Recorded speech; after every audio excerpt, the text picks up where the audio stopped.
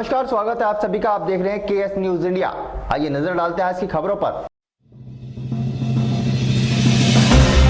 शासन व प्रशासन के आदेशों के बावजूद भी जनपद में मास्क व सैनिटाइजर की ओवर रेटिंग का खेल जारी। जिंदगी की कीमत पर जनता लुटने को मजबूर। शनिवार को मुजफ्फरनगर सांसद व केंद्रीय मंत्री डॉक्टर संजीव बालियान ने प्रशासन को सौंपे 800 पीपीई किट व 1000 लीटर सैनिटाइजर। शनिवार को मुजफ्फरनगर के खतौली में प्रशासन द्वारा ठेलों पर सब्जी व फल बेचने वालों की जांच के बाद दिए गए उन्हें टोकन। शनिवार को कचहरी स्थित सभागार में भाजपा पदाधिकारियों ने गेहूं क्रय केंद्रों पर किसानों से 20 रुपए प्रति क्विंटल की दर से काटे जा रहे पैसे को लेकर किया प्रशासन से वार्ता का आयोजन। पूरे जनपद में लॉकडाउन के मद्देनजर पुलिस ने शनिवार को किया फ्लैग मार्च का आयोजन।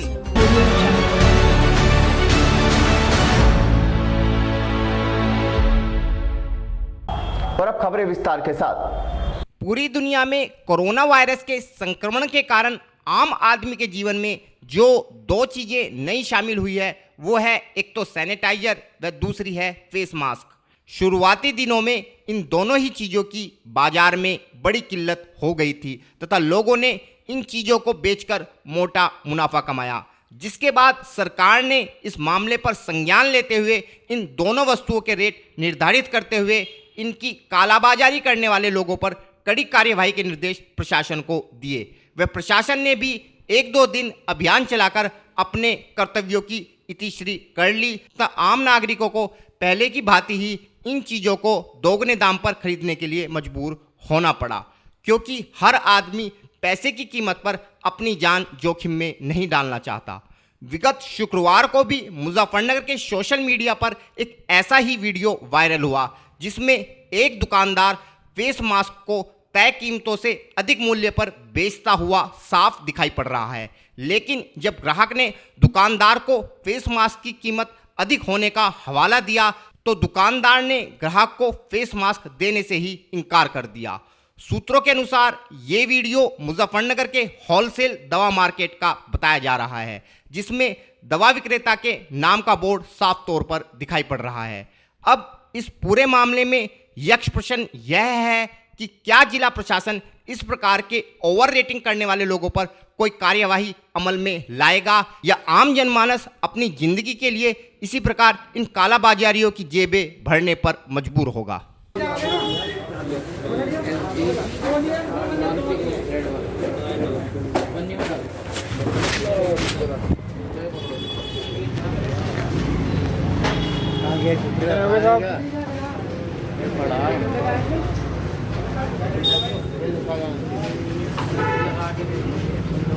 बड़ी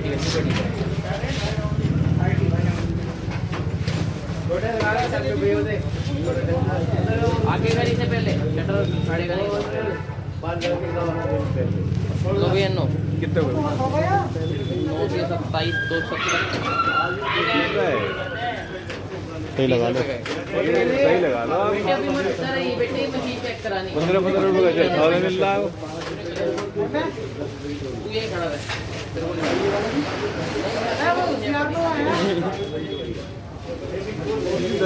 10 रुपये वाला मास्क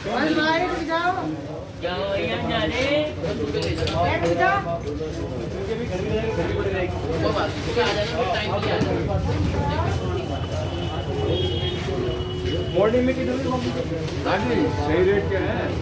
927 कर भाई, बंद कर इसे। आप गलत ले रहे हैं। 15 रुपये में तो चरखा वाले मिल रहा है। कर दे भाई, बढ़ा दे।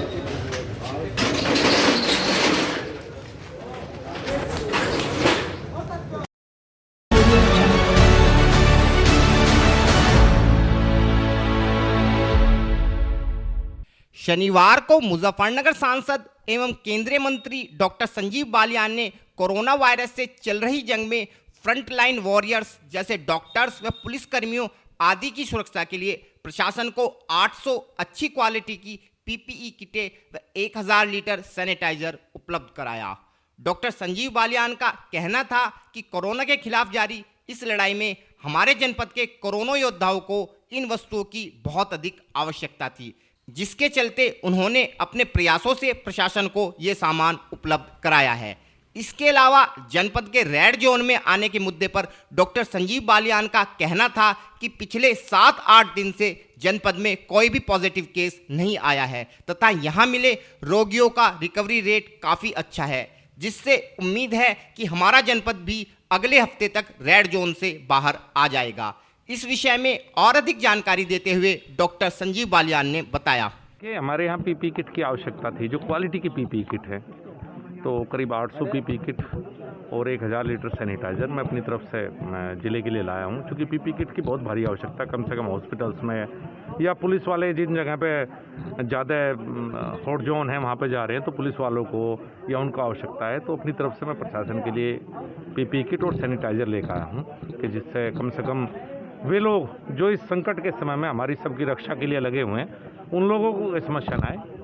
बाकी हमारा ज़िला रेड जोन में है, उम्मीद है कि अगले हफ्ते में रेड जोन से बाहर आएंगे। पिछले 8-10 दिन में कुछ केसेस आए थे, 4-5 दिन से तो हम बिल्कुल निगेटिव हैं। और हमारे पास के 2-3 ज़िले आप कह सकते हैं, मेरठ और सहारनपुर, विशेष रूप से 100 से संख्या दोनों में पार हो चुकी है। तो शायद यही कारण रहा हमारे रेड जोन में रहने का। कोशिश करेंगे कि जिस तरह से प्रशासन और आप हम सब लोग मिलकर काम कर रहे हैं कि अगले हफ्ते हम रेड जोन से बाहर आ पाएंगे। किसी तरह की रणनीति आगे रेड जोन के देखते हुए? देखिए, रणनीति तो यही है कि जब तक रेड जोन है तो हमें संयम से काम लेना है और सब चीज़ों का, कानून का, नियम का पालन करना है। जब भी हम रेड जोन से बाहर निकल पाएंगे, अगर कुछ और नए पॉजिटिव केस आए, लेकिन चूंकि हमारे सारे केस ज़्यादातर जमात से जुड़े हुए थे, पुराने केस थे, लेकिन हमारे पास लैब नहीं है। इसकी वजह से 1 हफ्ते बाद जो हमारी रिपोर्ट आई, तो रिपोर्ट थोड़ी लेट हुई आने में। वैसे मैं समझता हूँ कि और जिलों के मुकाबले हम थोड़ी बेहतर स्थिति में हैं।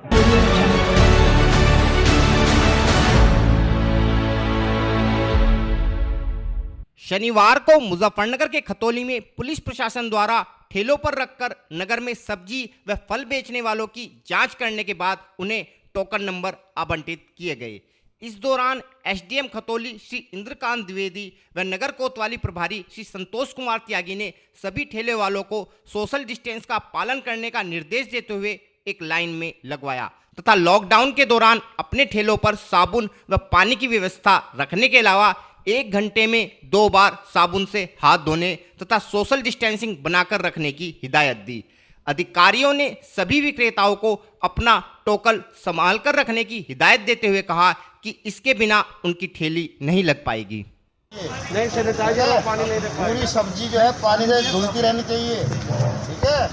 और साबुन आपके पास डिटोल रखो, कौन सा साबुन है, यहाँ से ले लो। अभी ऐसा करो, दो आदमी एक साबुन लो, उसे बीच में काट लो, तो 2 के काम आएगी। सबसे अच्छा सैनिटाइजर रखें, पानी नहीं करेंगे। और सैनिटाइजर भी लो, सैनिटाइजर सबसे अच्छा है। हर 1 घंटे में तो हाथ धो लो और सैनिटाइजर काम प्रभावित नहीं होगा। और सब्जी धोते रहो, सब्जी पानी डालते रहो। कल से जहाँ पे तुम्हें नंबर दिया गया वही तो आपकी खेती खड़ी होगी। दूसरी बात, पानी होना चाहिए, 2-4 लीटर की बोतलों में, सब्जी तुम्हारी धुलती रहेगी।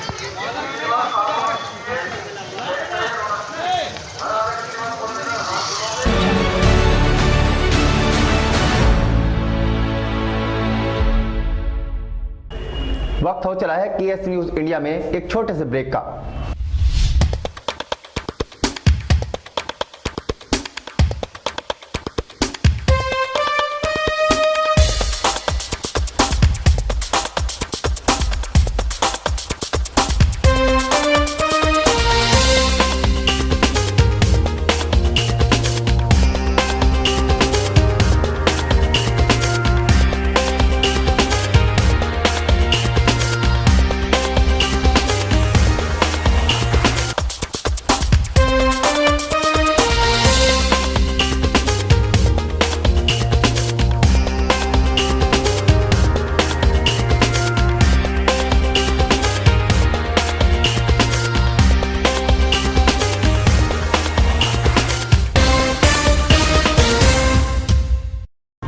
ब्रेक के बाद आप सभी का स्वागत है। शनिवार को किसान संगठन भारतीय किसान यूनियन के पदाधिकारियों ने जनपद के गेहूं क्रय केंद्रों पर किसानों को लेकर आ रही समस्याओं के दृष्टिगत कचहरी स्थित सभागार में सीडीओ आलोक यादव के साथ एक वार्ता का आयोजन किया। इस वार्ता में किसान यूनियन पदाधिकारियों का कहना था कि जनपद के गेहूं क्रय केंद्रों पर किसानों से 20 रुपये प्रति कुंतल की दर से गेहूं की ढुलाई व सफाई के मद में पैसा काटा जा रहा है, जो कि संकट से परेशान किसानों को ऐसे समय में और भी हानि पहुंचा रहा है। जिस कारण किसान यूनियन ने किसानों की इस समस्या को अवगत कराते हुए प्रदेश के मुखिया योगी आदित्यनाथ को एक पत्र भी लिखा था, जिसका जवाब आज ही जिला प्रशासन को प्राप्त हुआ है, जिसके अनुसार 20 रुपये प्रति कुंतल की दर से काटे जाने वाला शुल्क किसान व ढुलाई करने वाले मजदूर के बीच आपसी सहमति से तय होगा। व यदि किसान स्वयं अपना अनाज गेहूं क्रय केंद्र तक बिना मजदूर के ढुलवाता है तो उसका कोई भी पैसा नहीं काटा जाएगा। इस विषय में और अधिक जानकारी देते हुए सीडीओ श्री आलोक यादव व भाक्यू प्रवक्ता श्री राकेश टिकैत ने बताया।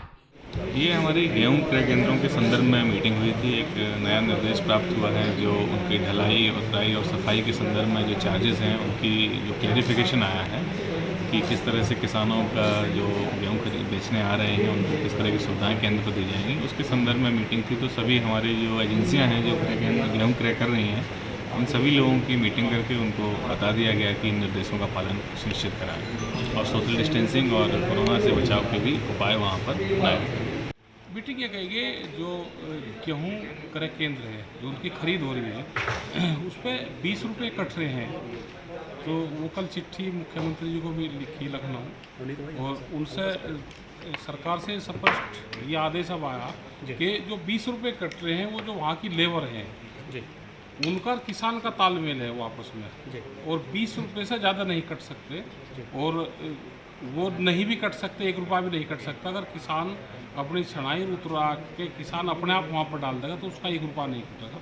यह आदेश लखनऊ से आया है। तो अब जो भी समझौता होगा जो किसान क्रय केंद्र पे गेहूँ लेकर जाएगा उसका और लेबर के बीच की ये चीज़ें होंगी और ये लिखित रूप में हर क्रय केंद्र पे जो सेंटर है अपने गेहूँ खरीद केंद्र है उसके ऊपर ये चस्पा हो जाएगा और जो 20 रुपया कटता था वो वहाँ से जो बोर्ड है वो हट जाएगा। ठीक है साहब, अब बारिश जैसे हुई, ओलावृष्टि हुई, कल भी परसों भी, तो नुकसान काफ़ी हुआ है। प्रशासन ने आदेश भी दिया कि निरीक्षण करने के बाद मुआवजा दिया जाए। किस तरह का मुआवजा मिला है अभी तक? देखो अभी जो उसका नुकसान है अभी उसका पूर्ण रूप से वो चल रहा सर्वे, सरकार को कहा, अधिकारियों को यहाँ पर कहा कि उसके सर्वे करवाए। अगर और ज़्यादा बारिश होगी तो और ज़्यादा नुकसान होगा।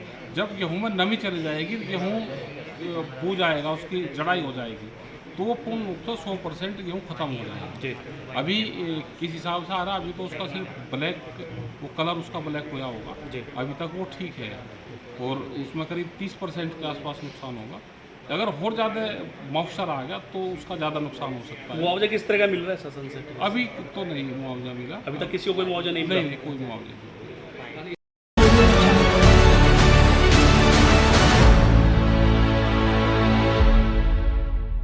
कोरोना वायरस के संक्रमण को फैलने से रोकने के लिए जनपद पुलिस पूरी तरह सतर्कता बरत रही है। इसी क्रम में शनिवार को पूरे जनपद में एसएसपी श्री अभिषेक यादव के निर्देशानुसार दोपहर के समय क्षेत्रवार फ्लैग मार्च का आयोजन किया गया। इस फ्लैग मार्च में सीओ, थाना प्रभारी, चौकी प्रभारी व डायल 112 स्टाफ ने पीआरवी समेत भाग लिया।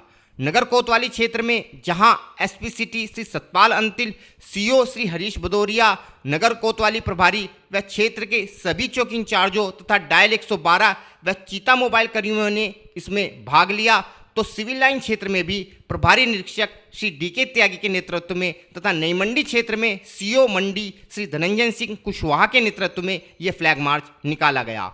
वहीं जनपद के खतौली क्षेत्र में भी सीओ खतौली के नेतृत्व में कस्बे में फ्लैग मार्च का आयोजन किया गया। इस दौरान सभी लोगों से लॉकडाउन का पालन करने तथा अपने घरों में ही रहने की अपील की गई। पुलिस ने सभी लोगों को हिदायत दी कि लॉकडाउन का उल्लंघन करने वालों पर कैमरों की सहायता से नजर रखी जा रही है तथा ऐसे लोगों पर मुकदमा दर्ज करते हुए कठोर कार्यवाही अमल में लाई जाएगी।